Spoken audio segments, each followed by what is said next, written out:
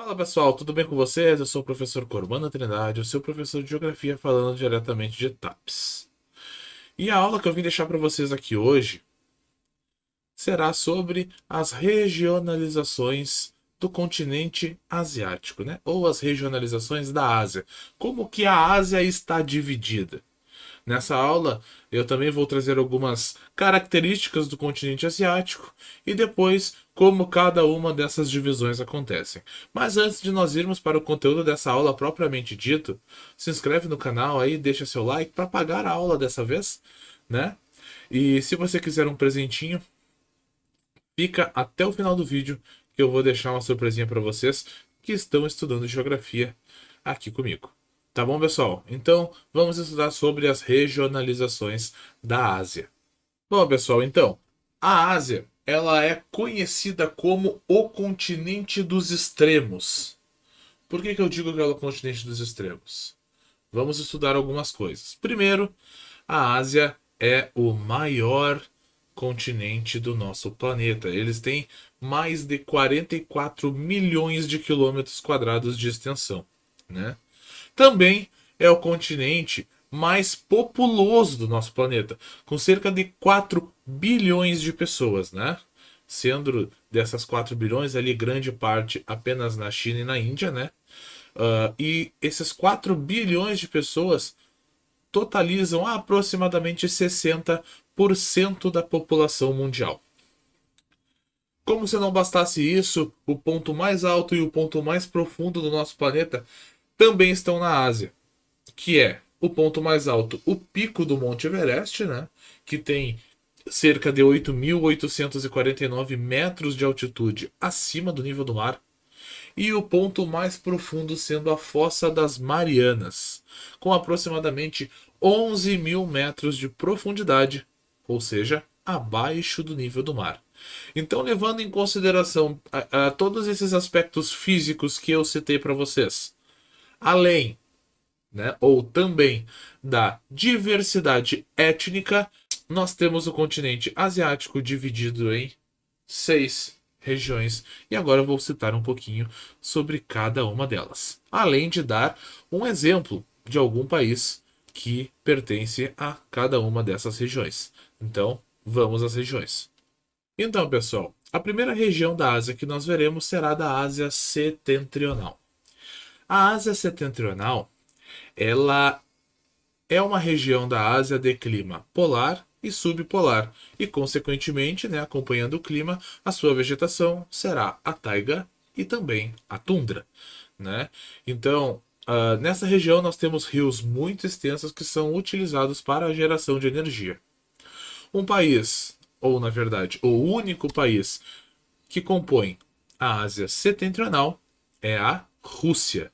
Tá? Então, setentrional, ou seja, países bem ao norte. Nesse caso desta divisão, temos apenas a Rússia. Ásia Central agora, né? Próxima região que nós veremos. Aqui nós já temos uma região de clima seco e de clima semiárido. Lembre-se, quando a gente estiver falando de clima semiárido, imaginem quase um deserto. O que não quer dizer que não possa existir um deserto numa área de clima semiárido, tá? Então, assim, as vegetações, então, são vegetações de estepes e também de áreas desérticas, ou vegetação desértica, como vocês preferirem. E um país que está presente na Ásia Central é o Cazaquistão. Agora nós falaremos um pouquinho sobre o Sudeste Asiático. O Sudeste Asiático é aquela região da Ásia de clima equatorial com a presença de florestas, né? Só que é uma região que sofre com fenômenos climáticos como abalos sísmicos, vulcões, terremotos e tsunamis. Um país que compõe o Sudeste Asiático é o Vietnã. Depois nós falaremos um pouquinho sobre o Extremo Oriente. O Extremo Oriente, então, será uma região da Ásia de clima subtropical ou de clima temperado. E também ele terá florestas, né? Com os mesmos nomes dos seus climas. Na região de clima subtropical, teremos florestas subtropicais. Na região de clima temperado, teremos florestas temperadas. Ou seja, as florestas sendo do mesmo tipo, né, do seu clima. A única exceção no Extremo Oriente seria a parte oeste da China, que essa parte vai apresentar um clima frio de montanha. Então, como eu acabei de citar a China, né? A China será o nosso exemplo do país, né? De um país do Extremo Oriente, mas a gente também poderia citar, por exemplo, o Japão. Agora eu vou falar um pouquinho sobre o Oriente Médio, né? Que talvez seja a região mais conhecida ou talvez a região mais comentada da Ásia, né? Aqui nós temos uma região de clima seco ou de clima desértico. Ou seja, é uma região que, por conter desertos, né, por ser composta por desertos, vai ter o fator climático como um fator crucial para as pessoas que vivem ali. Mas não quer dizer que toda essa região seja desértica. Ali também tem algumas áreas aonde nós temos rios, né? E a gente pode citar, por exemplo, os rios Tigre e Eufrates, que vocês já devem ter ouvido falar nas aulas de história de vocês, nas aulas, né, que falavam sobre a Mesopotâmia, né?